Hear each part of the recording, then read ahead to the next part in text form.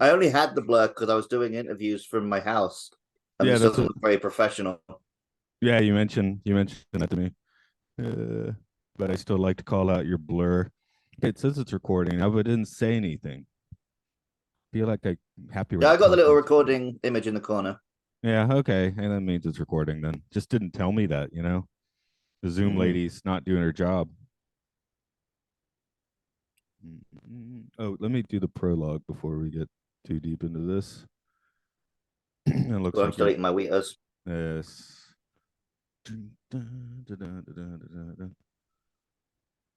Share screen, whiteboard.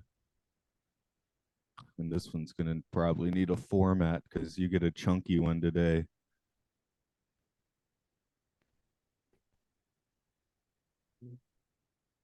Actually, oh, okay, it needs well, that way I guess it doesn't need formatting. I guess it works that way.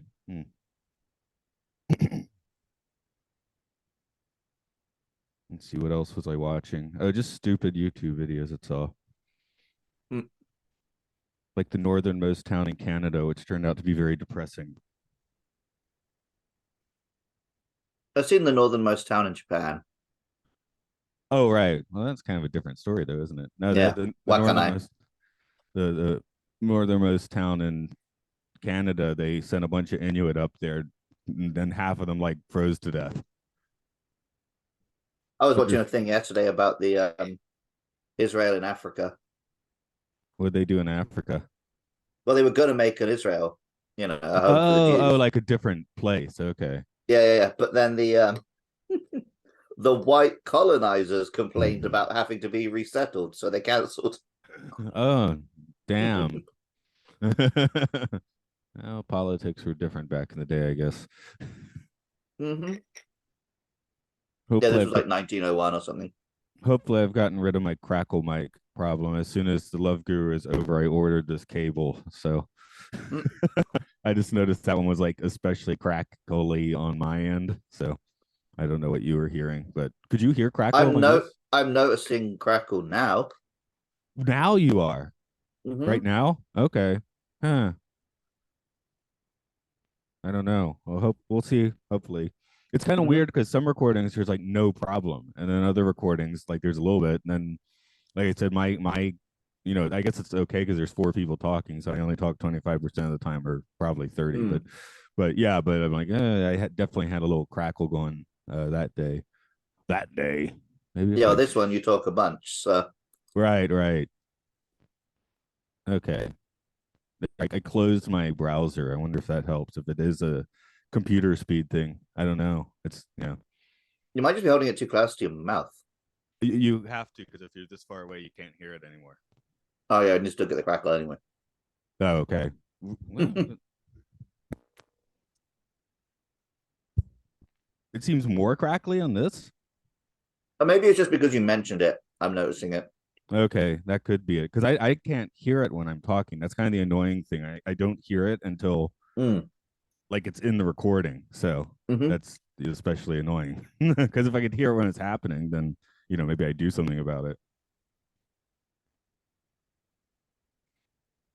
I should probably figure out a way to record with my iPad or something, because then I get the better video too if anyone's watching. So, which it does seem a couple people are watching these on YouTube. Actually, these are the ones that seem to have the views, which started with One Step Beyond. Weirdly, that's when the views. I guess people came stumbling in thinking they were the episodes themselves. I don't know. Yeah, we used to get that on the Sanctuary a lot, I think. Yeah, but I always I always put the thumbnails up now, which make it clear it's not the movie. But I guess some people are smarter than others, and it's very clearly says like the time's wrong. It doesn't start with the movie's title, but yeah. All right, I'm good to go. Okay, because you got places to go. Okay, Gotta follow my rainbow.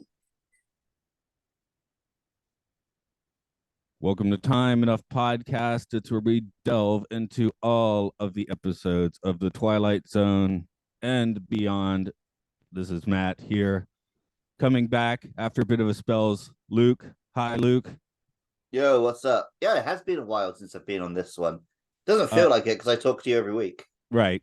I mean, it was only like in Twilight Zone terms, it was only like 4 episodes ago, but we did what, the 2.5 months, 3 months of One Step Beyond. So, which Mm, I did not drag you in for that, but I don't think you were watching that anyway. So, no, no, I basically was like, oh, this is an excuse to take a couple months off.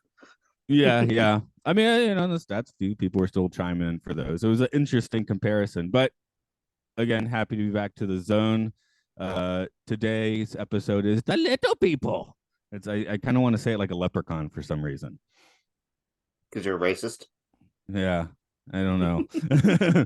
No, like the You leprechaun hate the movies. Irish.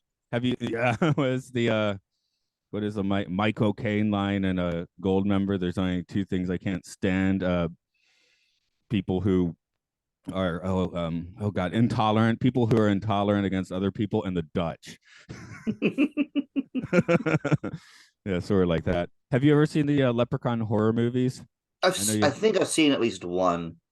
My auntie and uncle used to find them very amusing, and my uncle, to scare my auntie, would just showed his own armpit and went leprechaun, and then because of that, we called armpits leprechauns or leps in my Ooh, family. okay. Now that sounds way more intolerant than what I was saying. There are no Also, leprechauns in this episode of the Twilight Zone, though. no, these are astronauts. So if they had put them in like those costumes, that would be cool. Do Because you they just remember back when we recorded our podcast about the Rampage movie? barely. This is basically the film I said I wanted to make. I had the idea of a film where like Dwayne Johnson and Vin Diesel play astronauts who come down to a planet of miniature people and they are the kaiju. So is Claude Atkins the Rock then? Yes, sir, yeah. Okay, that's cool. My scale would have been a bit different because you can't have fun smashing up these buildings. Yeah, I mean, we see like just a couple model shots basically, and the rest is up to your imagination. Yeah, I would have made my little people slightly bigger. Mm. Well, I guess at the end they are, not to get straight to the end, but hey, I assume people have watched if they're listening. So, Mm-hmm. because our final astronaut is a little bigger in comparison to the big guys in Forbidden Planet costumes. So There's always a bigger fish. let me get to a bit of the trivia. Original air date was March 30th, 1962. William F. Claxton was in the director's chair. He took on those duties for 4 Twilight Zone episodes. This script is by Rod Serling. Peter Craig was played by Joe Macross. He was a prolific TV guest actor in the 60s and 70s, and we have already seen him in Third from the Sun. Claude Atkins, who I already name checked, was William Fletcher. He had also appeared in the Zone before with The Monsters Are Due on Maple Street, and he'd later become a household name as Sheriff Lobo on BJ and the Bear, Homer Simpson's favorite show. This episode may feature the most reuse of Forbidden Planet props, though we, of course, regularly see them on the Twilight Zone. I think like half the props in this are from that movie. So I recognize the uniforms. you're right. And then a lot of the stuff in and around the ship apparently was also from Forbidden Planet. So um, a lot of I like seeing that. It's fun. It's like an old friend coming to visit, right? Yeah. I will share my screen with you if you could give us a run of that prologue. I think I'm going to do it classic today. It's been a while. The time is the space age. The place is a barren landscape of rock-walled canyon that lies millions of miles from the planet Earth. The cast of characters? You've met them. William Fletcher, commander of the spaceship. His co-pilot, Peter Craig. The other characters who inhabit this place you may never see, but they're there, as these two gentlemen will soon find out, because they're about to partake in a little exploration into that gray shaded area in space and time that's known as the Twilight Zone. All right. So I guess my first thought on here is we've seen this before, I think, with a few other crews, like the one they actually did some footage from in here. I shot an arrow into the air, Hmm. sky. I forget if it's the air or the sky, but crews that seem to be lacking in psychological profiling. I don't know why they keep putting just two people on a crew, and one of them's a dick. This one, it just like seems like even more so. Like it's almost like when they get out of the rocket ship, like they've never actually talked to each other before. Like this seems like their Hmm. first conversation, which is kind of weird. Well, I guess he's like, you were hitting asteroids on out in space, so I guess he knows that. But yeah, it's like they are. It seems like people that don't know each other. So, uh, which is just kind of, I guess, it's a weird shorthand to get the conflict started Yeah, quickly. yeah. Well, But it's a 25-minute episode, right? So they have to introduce the characters, so it ends up feeling like they're being introduced to each other. But yeah, it is like with a crew that small, you need to be damn sure you've picked the right two guys. and they have clearly gotten the wrong ones. Well, I mean, again, Claude Atkins, Fletcher, he's relatively our fine, upstanding, mid-century lead. But yeah, But with zero patience for like Craig. Like they've literally just landed on a deserted planet and he's ripping into him for being upset about it. Like it seems like a good time to be upset. No, but, for the first 3 minutes, I was like, oh, am I going to actually like identify with Craig because he's like being chided for going on long walks and exploring the territory. I'm like, hey, that's exactly what I would have been doing. So, um, although I guess the thing like you're hoarding water and starting to become a god for the little people is not really my jam. I think. I guess you don't know till you're there. I certainly yeah. don't see myself wanting to stay on the planet and god up with the little people. Right, yeah. Maybe it was fun for a couple of days, but he's gonna get pretty bored, I think. So I would say he had a once he has a statue built in his honor. I think he has flipped in a full whack job. When the episode started, I was really sure I recognized Joe Maros. But then eventually it was just that I realized it's just because he looks a bit like oh, I forgot his name. I had it in my head earlier. He played Commissioner Gordon. Gary Oldman. Yeah, he looks a bit like Gary Oldman. Huh. That didn't hit me across the head, but you sure. He looked too young. Oh, well, I guess Gary Oldman. You go watch him in Sid and Gary Nancy. Oldman He's quite young, but was he even born when this episode came out? oh, I'm pretty sure he was born, but maybe he's like 3 years old. No, I'm Yeah. just saying, young Gary Oldman, you would go to the 1982 or whatever movie, Sid and Nancy, where it's kind of weird to watch Gary Oldman playing a 20-something punk rocker. Yeah, I think the youngest I've seen him is in Leon. Yeah, he's already what, And like even then, he's 40 in already an that. adult. Yeah. Right. So yeah. Yeah, Although 58 he was born. So okay, Sid and Nancy's not a fun watch. It's just interesting to see Gary Oldman young. He's one of those. Well, it's in his name, isn't it? That he's an old man. yeah, So. Gary Oldman. Yeah. And then yeah, Claude Atkins. I wasn't a BJ and the Bear fan, so it wasn't like an instant click. I was like, oh, I definitely know this guy, and I've seen him in the Twilight Zone. So he was the one sort of sane guy. Was he? He was sort of sane on the Monsters Are Doing Maple Street, as sane as anyone on Maple Street could be. I think, if I remember it correctly.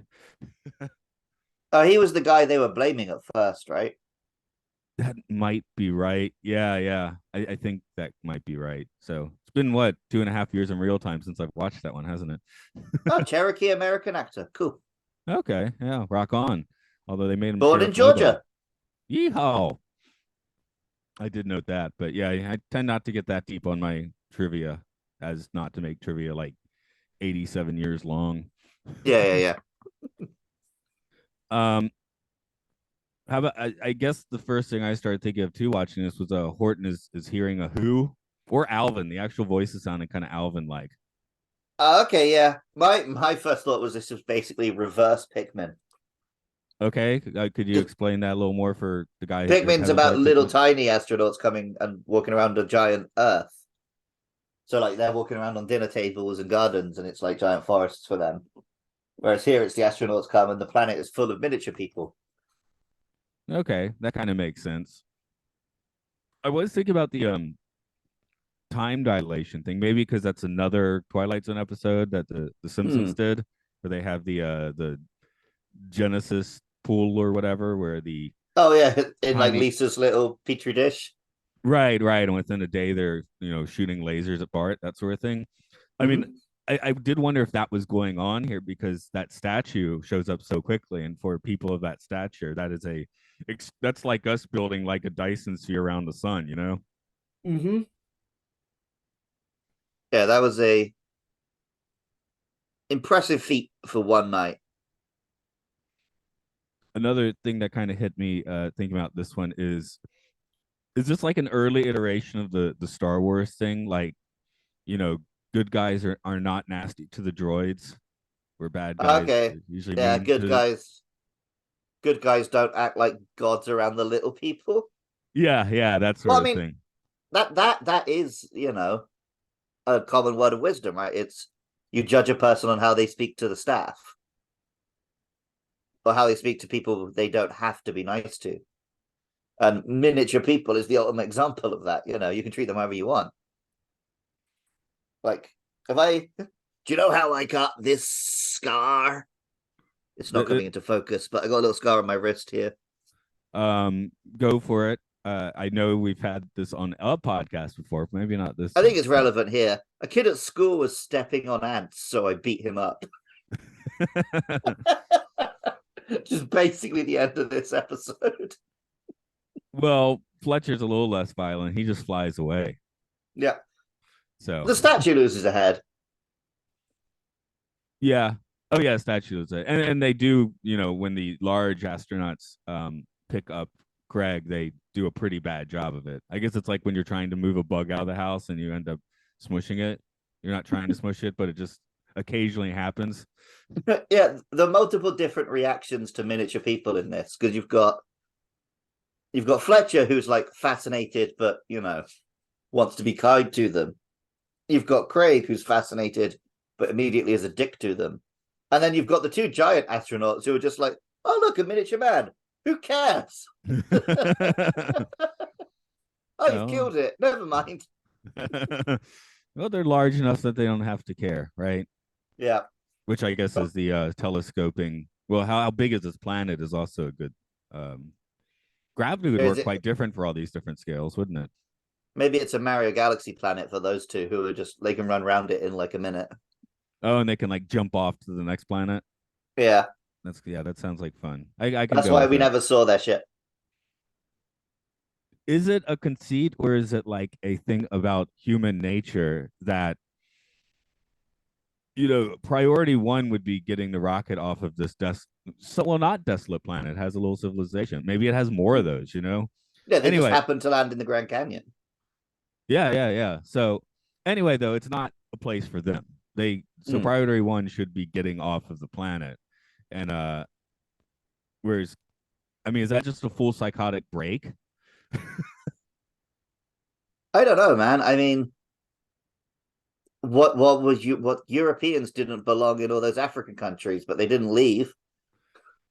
That is true. Like as the Although, episode went on, I felt like, oh, okay, this is a pretty on the nose metaphor for colonialism, where they've just shown up, realized that they have power over these people, and let it go immediately to their heads.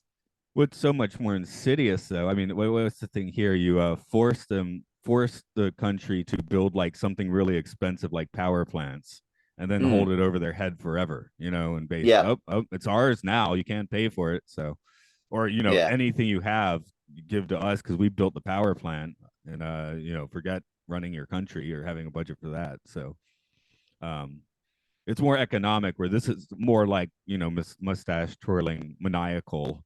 I'm your god now. So somehow that seems less evil, though, doesn't it? He just simply wants to be worshipped, I guess. Hmm. Yeah, he's just like a put upon. Well, he's a little person, right? He's a little guy who's been put upon his whole life, and here's his chance to be the big man. I guess that's it. Like the taking bullying like the wrong way, that sort of thing. Which I Mm-hmm. don't know. If I got bullied in school, for the most part, I didn't notice. I'm Mm. not saying it didn't happen. I just didn't notice, and I don't remember it now. Maybe just being able to put away those sort of things helps, which Yeah, Craig did not do. yeah, I was the kind of the same. Like I remember very briefly being bullied, and then just like them giving up because it didn't really work on me.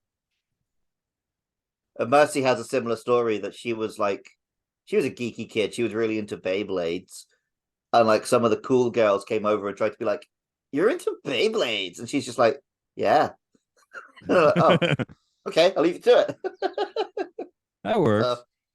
but yeah, some obviously that's partly down to our attitude, but also we have just been lucky. Like some people have very horrific experiences with bullying, and yeah, some people learn to handle it in a good way, and some people sublimate it to someone else.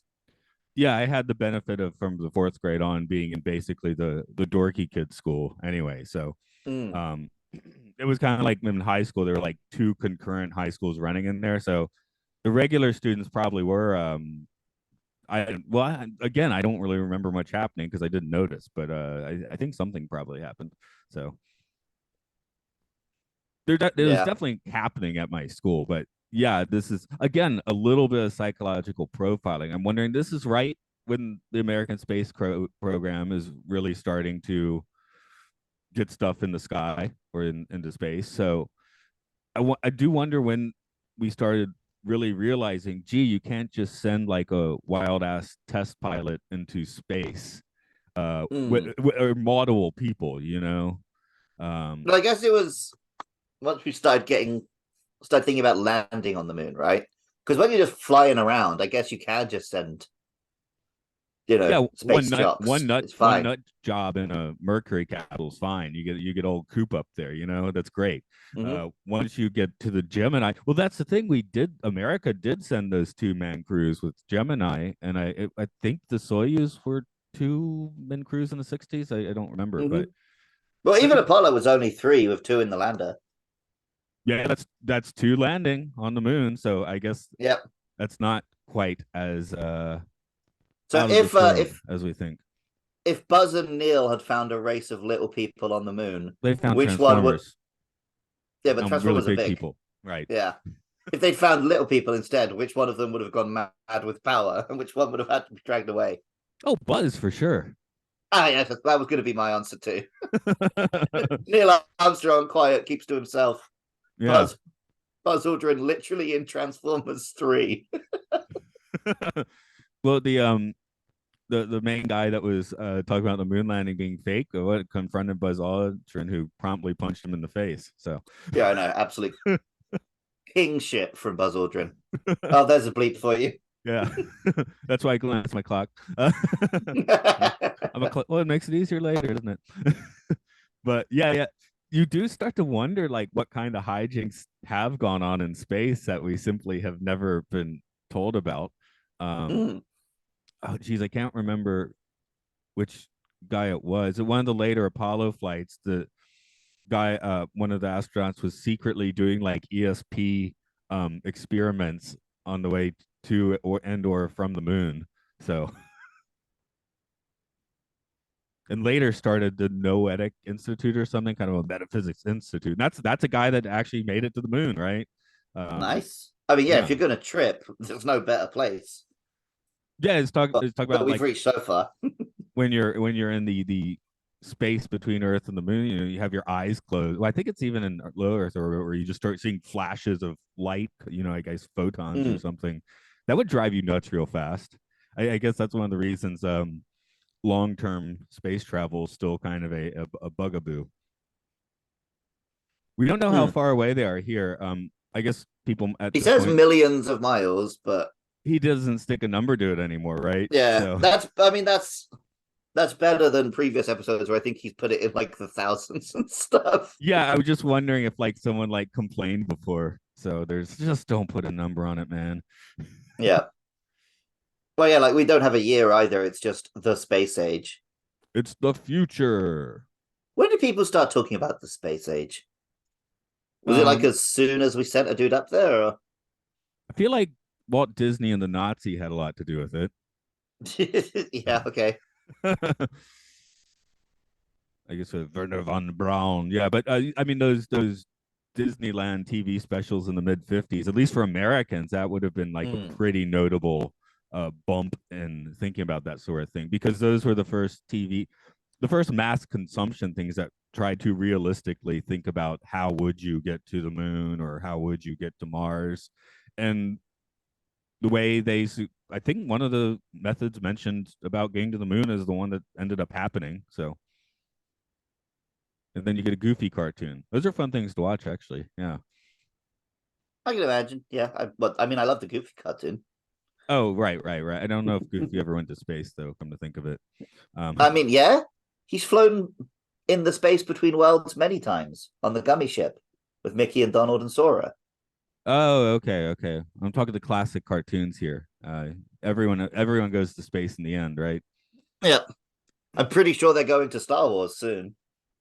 Yeah. Oh, I mean, That's what that's everyone's assumption for Kingdom Hearts 4. Yeah, they can get a xenomorph in now because hell yeah.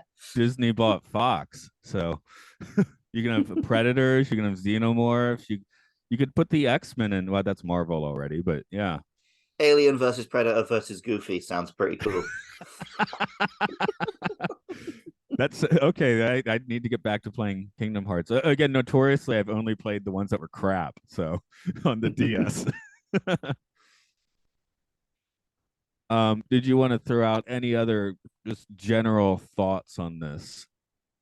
No, I mean, I mentioned colonialism. I mentioned Pikmin. I mentioned Dwayne the Rock Johnson as a kaiju. I got everything out of my system that I wanted to bring up on this one. I just glanced at my notes. I guess I have one more thing. He smartly says this is where you know, Craig does a good job of, or the actor does a good job of showing, I guess, a pretty mass psychotic break because just before he becomes obsessed with becoming a god, he's talking about how he's using math to communicate Mm. with the little people, which is smart. I don't know how he's doing that. That's not made very clear. How would you use math in that setting to communicate with the little people?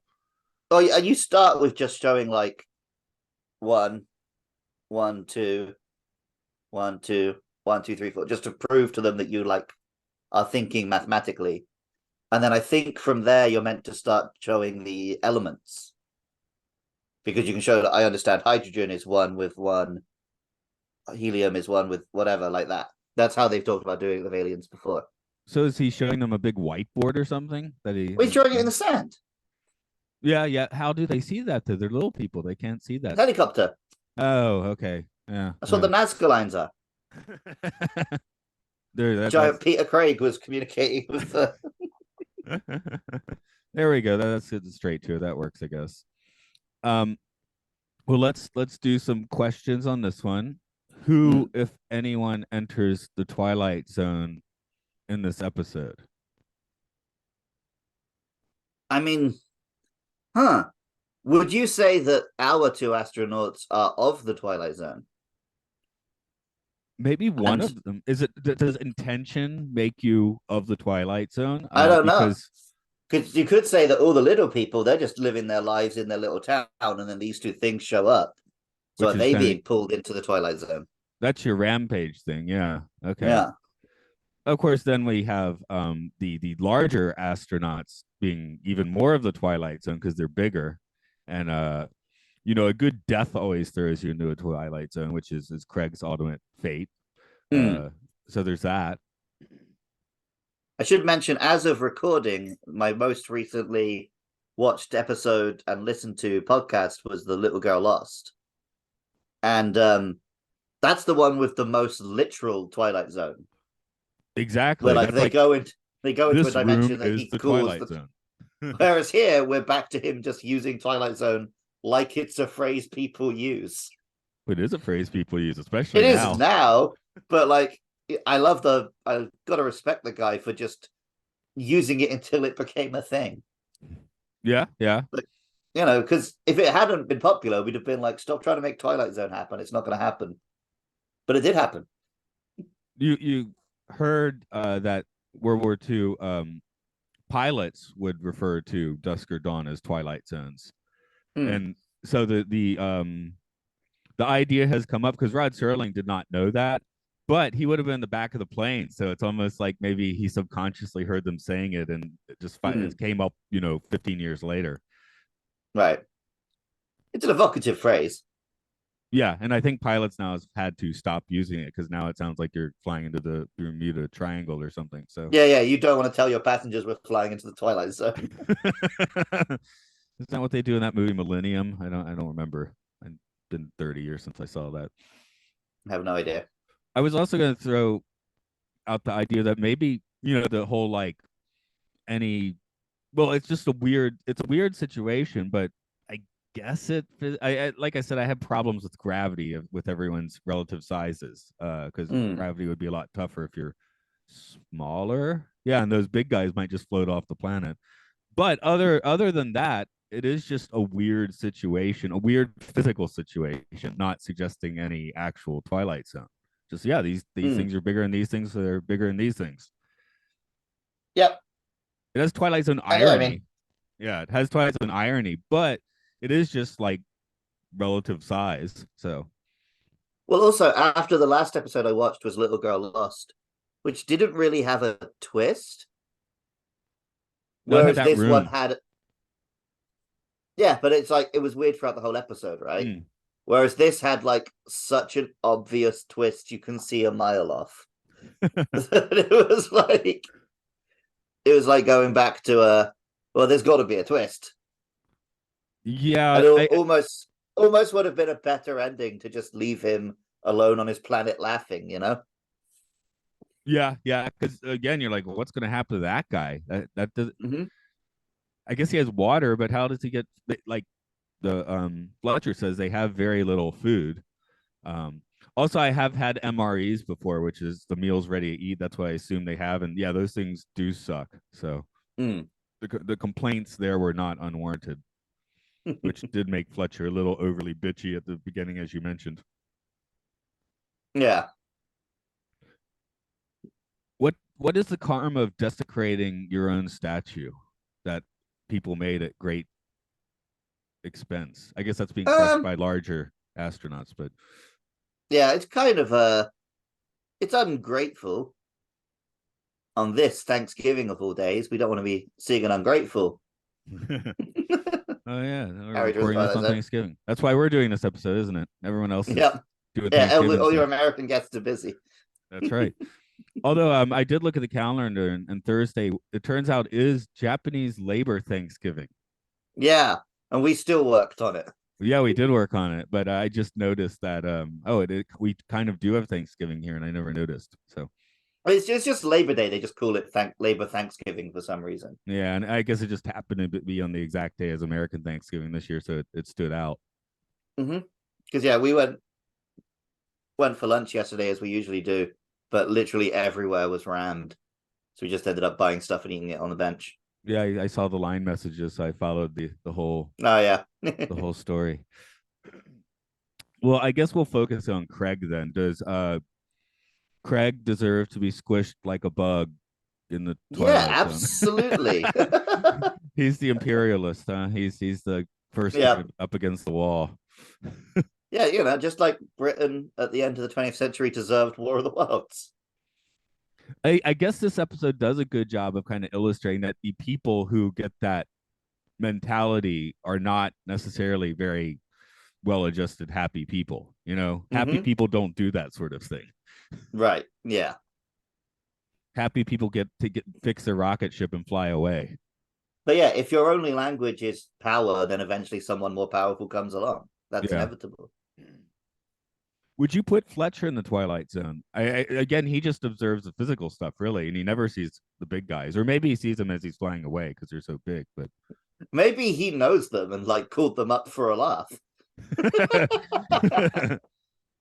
Maybe that's a better ending than they just happened to show up at that exact moment. like He's like, "Hey, some guy's getting picked for his pants. Can you call the the Gigantians and tell them to land on this planet. It'll be funny. Send Galactus over. Yeah. Yeah. I guess Yeah, they're like not you said, Galactus size. like there's a sort of an irony and a weirdness, but it's not that much of like nothing that surreal or supernatural happens. It's just large people and small people. Yeah, just weird situations. I don't know. I wouldn't say he did go to a Twilight Zone. Not that I've we're had this thought many times. So, you know, spiders come in like, there's teeny ones you can barely see, and then there's like house spiders, and there's like fucking, sorry, eight-legged tarantulas freaks. and stuff. Yeah. Imagine if humans did just come in that variety of sizes. Yeah, that'd be confusing. That's the universe that this episode presupposes. Okay. So if we throw the spider conceit onto here, it kind of works. Yeah. This Like is maybe they all just live on the same planet when they get home. And there's just tiny people and human-sized people and giant people. this is getting near the end of season 3, and it has been coming up a little more. We have to start citing when the Twilight Zone is repeating itself. So I do want to throw this in with the Invaders, which you were on, which also had tiny astronauts. And I'm pretty sure I brought Pikmin up then as well. I shot an arrow into the air, sky, whatever. It did a fall air. Anyway, I shot an arrow somewhere, and Yeah. no. So I'm trying to work out the rhyme. I forgot. Anyway, yes, that's a similar-ish episode, I guess. Well, they had a larger crew though. They had like 4 people, which made a little more sense. Yeah. On a space trip. Yeah, I mean, it's a pretty basic setup for a Twilight Zone is astronauts land somewhere weird. Yeah. You know, Star Trek took that and made it the whole series, right? True. People are like all over. Of course, Yeah. that sort of just lots of Forbidden Planet stuff in a duo, flying duo situation, crashed rocket ship. But if you want to suggest that maybe the planet they land on was our planet and we're actually the little people, then you could even say this had a bit of a Third from the Sun vibe, where sort of the aliens, the ones we think are the normal humans, turn out to be the weird aliens. Yeah, yeah. Or maybe the giants at the end were the ones from Earth. We don't know. We don't know which of the 3 scales was us. I feel like it's not the smallest scale because we don't live in a canyon that epic. I mean, yeah, there's not like a city at the bottom of the Grand Canyon. Yeah, there's a little town there, but I mean, these canyon walls would be like endless. They'd just be unreal if we lived on that scale. So, but we could be the bigger ones or the medium-sized ones for sure. Yeah. But what I was kind of getting at is, did this one seem kind of fresh or stale to you, having been following along? I think the episode was fresh, but once the twist came, it did feel like formulaic. Twilight Zone has to have a twist. Yeah, I think this one goes a long way on the acting. I think like that it really relies on those two. One, you only have 2 people in the show, like except those 2 guys at the end. But there were cute little miniatures and stuff, so you know. Oh, it wasn't just stuff. It wasn't just actors running around a desert screaming at each other. But yeah, maybe that is where I started thinking about Horton Hears a Who a bit. Especially the somewhat questionable animated movie, which we saw several times. So my daughter was just the age where she wanted to see that. Not bad, not great. That's where I'm putting that one. Let's tripometer this one on a scale of 0 to 5. Where do you want to put it? That's where I'm kind of feeling like it's a 3. Like if this were a season 1 episode and I was doing it when I was doing the season 1, I think I probably would have been like, it's a 4. But at this point in the show, I'm like, season 3, it's a 3. Yeah. It's getting a little hard. Like at this point, to go under a 3, it needs to basically be like, I don't know, like a Western or something. As I said, Westerns tend to pull down the rating a bit for me. And it really needs to blow my mind to go higher at this point. Which you mentioned Little Girl Lost. Yeah, the trippy room at least blew my mind enough to crank up that rating. But here, yeah, it's a gentleman's 3, you know, for me. Yeah, and that's fair. It's just you come for Twilight Zone, you get your Twilight Zone, get out. Get out of the Twilight Zone now. You're finished. Yeah, you've had your fill of Twilight Zone. This is the first Serling after a couple weeks as well. Okay. Well, so for literal months for podcast listeners. right, but even I know at least the two that we've done since getting back to the zone were not Serling. So And that's interesting because the last couple, or at least the last one I watched, was a very interesting one. Whereas this is back to Serling and back to very bog standard Twilight Zone. yeah, I'm wondering if we're seeing a touch of burnout is kind of my point, which you he was burnt 3 out. seasons in, of course. This is about the point where he goes back to the East Coast for most of the time and starts like, doing lectures and stuff and just bopping over to check how things are going. Whereas season 1, he was pretty hands-on, or on set at least. So this is definitely the point where he bops in and they do like 10 introductions in 2 days, and then he goes back to New York. Yeah. Although the sneeze is coming. No, it's not. Wow. Oh, it's not. There we go. Okay. Going back to Little Girl Lost, that one had a very clearly he was actually on set starting introduction, because the cat he walks through the bedroom while the other guy's even in the shot. Whereas, yeah, this is back to the more. He could have done these as a batch. Yeah, just stick them on the Planet Hell set. I know it's a Star Trek thing, but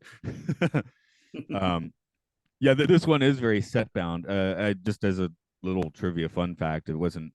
I didn't feel like it was enough to put into my actual trivia, but that last shot did borrow like the Death Valley still from like way back in season 1 when they did like 2 or 3 or more episodes of Death Valley. So they're like, we're not going out there again. They probably learned their lesson. Filming Death Valley in September. That's bad. I also loved how the rocket took off, and it was clearly a very different rocket from the set, and was definitely stock footage of like a missile or something.